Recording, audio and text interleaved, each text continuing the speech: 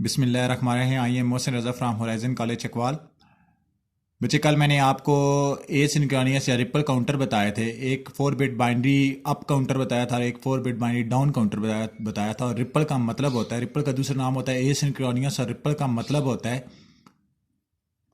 कि आपका बेसिकली जिसमें आपकी सीपी जो होती है, पहली दफ़ा आप खुद देते हैं और नेक्स्ट की सीपी जो होती है वो पहले की आउटपुट बनती है। ओके जी। तो ये मैं आपको बीसीडी या दूसरे लफ्ज़ों में डिकेड रिपल काउंटर का बता रहा हूँ। डिकेड से क्यों कहा जाता है? क्योंकि ये 0 से लेके 9 टोटल 10 वैल्यूज़ काउंट करता है और उसके बाद दोबारा 9 के बाद दोबारा 0 को काउंट करना शुरू कर देता है। बच्चे, मैंने ऊपर वैल्यूज़ लिखी है Q8, Q4, Q2, Q1। 4 bit आपको चाहिए। तो ये मैंने 8, 4, 2, 1 इसलिए लिया है क्योंकि इस बिट की वैल्यू 8 है, इसकी 4 है, इसकी 2 है, इसकी 1 है। That's why. तो ये मैंने 0 से लेकर 9 तक टेबल बना लिया। लेकिन ये टेबल फॉर्म किस तरह होता है? ये फॉर्म होता है कि Q1 is complemented on and negative edge of every count plus. तो ये देखें जी, हर दफा ये क्या हो रहा है? 0 से 1, 0 से 1, 0 से 1, 0 से 1, 0 से 1, 0 से 1।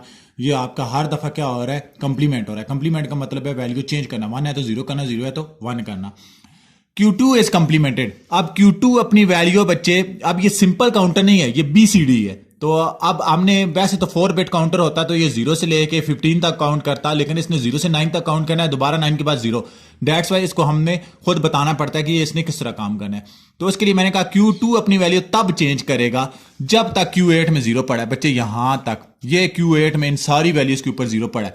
Q2 is complemented if Q8 is 0। Q8 में यहां तक 0 पड़ा है और साथ ही आपका Q1 1 से 0 जा रहा, तो ये अपनी वैल्यू चेंज करेगा। देखें जी, Q8 0 है, साथ जैसे ये आपका 1 से 0 हो गया, इसने अपनी वैल्यू चेंज कर ली। ये 0 है लेकिन ये 0 से 1 जा रहा है तो इसने अपनी वैल्यू यहां पे चेंज नहीं की। 1 है तो 1 ही रहने दिया। ये 0 है, साथ में आपका Q1 1 से 0 जा रहा है तो इसने अपनी वैल्यू चेंज की।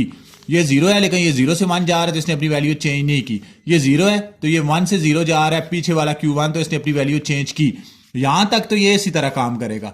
लेकिन नीचे मैंने कहा Q2 इज क्लियर्ड। क्लियर्ड का मतलब बच्चे हमेशा याद रखना, क्लियर्ड का मतलब होता है कि उस चीज में 0 पड़ा होना। कंप्लीमेंट का मतलब होता है कि 1 है तो 0 कर दो, 0 है तो 1 कर दो, अपनी वैल्यू चेंज करेगा। लेकिन क्लियर्ड का मतलब होता है कि उसमें 0 पड़ा। Q2 में 0 आ जाएगा जब आपका Q8 में 1 हो। तो इन दो वैल्यूज पे आपका Q8 में 1 है, इन दो वैल्यूज पे आपका Q2 में 0 होना चाहिए, साथ ही आपका Q1 1 से 0 जा रहा हो। तो ये देखें, यहां पे 1 है Q8 में और पीछे मेरा Q1 1 से 0 जा रहा है, तो ये अपनी वैल्यू इसमें 0 कर देगा। ये इसने वैल्यू 0 कर दी।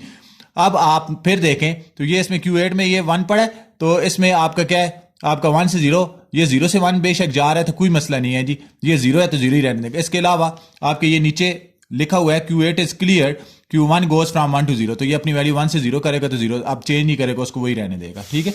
अब Q4 is complemented when Q2 goes from 1 to 0। तो Q4 ने सिंपल तब होना है जब Q2 1 से 0 जाएगा। तो देखें जी, यहाँ पे ये 0 से 0 गया, 0 से 1 गया, वैल्यू चेंज नहीं हुई। 1 से 1 आया, वैल्यू चेंज। 1 से 0, ये 1 से 0 गया तो ये वैल्यू चेंज हो गई, इसने 1 कर दिया। अब 0 से 0 वैल्यू चेंज नहीं हुई, 0 से 1 वैल्यू चेंज नहीं हुई, 1 से 1 वैल्यू चेंज नहीं हुई। 1 से 0 पीछे वाला गया तो इसने अपनी वैल्यू चेंज की। अब 0 से 0 वैल्यू चेंज नहीं हुई। ठीक है, कंप्लीमेंट हो गया। Q8 is complemented when Q4 and Q2 both में 1 होना लाजमी है। बोथ में 1 मतलब एक इस वैल्यू पे और एक इस वैल्यू पे। इन दो वैल्यूज पे Q8 ने अपनी वैल्यू चेंज करनी है जब Q2 और Q4 दोनों में 1 पड़ा हो और साथ ही प्रीवियस जो आपका Q1 पहले वाला वो 1 से 0 जा रहा हो। देखें जी, Q8 ने अपनी वैल्यू तब चेंज करनी है जब Q4 और Q2 में यहां दोनों में 1 पड़ा है और यहां 1 पड़ा है, लेकिन पीछे Q1 1 से 0 जा रहा हो। तो ये बच्चे देखें, ये 1 से 0, ये 0 से 1 आया, ये 1 1 था लेकिन यहां पे 0 से 1 आया, तो ये अपनी वैल्यू चेंज नहीं करेगा। 0 है तो 0 ही रहने दिया। ये दोनों 1 1 हैं और साथ ही मेरा Q1 1 से 0 जा रहा है, 1 से 0 जा रहा है, इसका मतलब Q8 अपनी वैल्यू चेंज कर देगा, इसने 1 कर दिया। तो ये रूल लिखा हुआ है, Q8 is complemented when Q4 and Q2 is 1, both में 1 पड़ा होना लाजमी है। Q1 गोज फ्रॉम 1 to 0, एक इस वैल्यू पे और एक इस वैल्यू पे। इस वैल्यू पे बच्चे ये कंडीशन तो ट्रू थी कि Q2 और Q4 में 1 था, लेकिन आपका Q1 0 से 1 जा रहा था, यहां पे वैल्यू चेंज नहीं करेगा। ये देखिए, इसने चेंज नहीं की, लेकिन ये दोनों में 1 पड़ा हुआ है और साथ ही प्रीवियस वाला 1 से 0 जा रहा है, तो ये अपनी वैल्यू चेंज करके इसने 1 कर दी। अब एक और रूल, और Q8 इज क्लियर, मतलब Q8 में इतनी जगह पे ये सारा जीरो पड़ा होगा, इतनी जगह पे ये जो मैंने लाइन लगाई है जीरो पड़ा होगा, क्लियर होगा। अगर इन Q4 या Q2 में से एक भी जीरो हो जाए, Q1 गोज फ्रॉम 1 to 0। तो ये देखें जी, अब अगर देखें तो आपका इन दोनों में से एक में जीरो पड़ा होना, ये दोनों जीरो हैं, ठीक है जी, दोनों जीरो हैं, एक भी जीरो, एक भी जीरो, एक भी जीरो, वो मेरा है, हमें एक इन दो वैल्यूज के अलावा हर जगह एक जीरो मेरा है। साथ Q1 गोज फ्रॉम 1 to 0। तो ये जरा देखें, यहाँ दोनों में जीरो पड़ा है, हमें एक में चाहिए था, चले मिल गया। ये 1 से अगेन जीरो, क्योंकि आखिरी वाली आपको पता है ऐसे चलती है 1 से 0।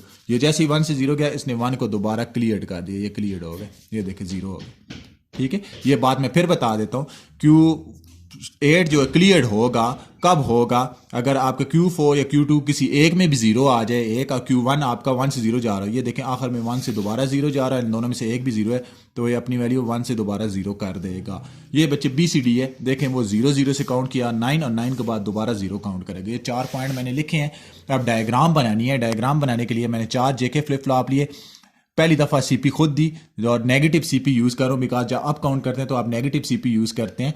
तो ये J को 1 दी, K को 1 दी। अब वही बात कि इसकी आउटपुट Q1 है, Q1 अगले की CP में जाएगी और Q2 उससे अगले की CP में जाएगी। और यही वही जो सारी बातें मैंने लिखी हैं उनसे डायग्राम बनाई है कि मैंने कहा था Q2 का मैंने कहा था Q2 is complemented if Q8 is 0 and Q1 goes from 1 to 0।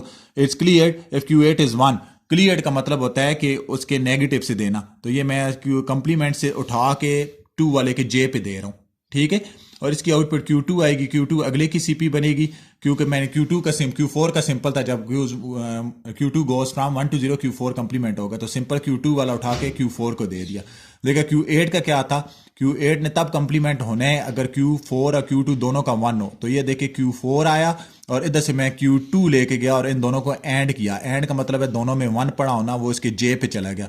और Q8 इज क्लियर, Q4 या Q2 एक भी जीरो और Q1 गोज फ्रॉम 1 to 0। तो इस आखिर वाले के अंदर जो CP देनी है वो Q1 की देनी है, क्योंकि रूल कहता है कि इन दोनों में से जीरो एक भी हो और Q1 गोज फ्रॉम 1 to 0। ये भी Q8 वाला भी Q1 पे डिपेंड करता है। तो उन्हीं से मैंने ये डायग्राम बनाई है। होपफुली आप इसको खुद सॉल्व करेंगे, इंशाल्लाह आपको समझ आ जाएगा। 1-2 दफ़ा आप इस वीडियो को रिपीट करें और इंशाल्लाह आपको समझ आ जाएगा। अल्लाह।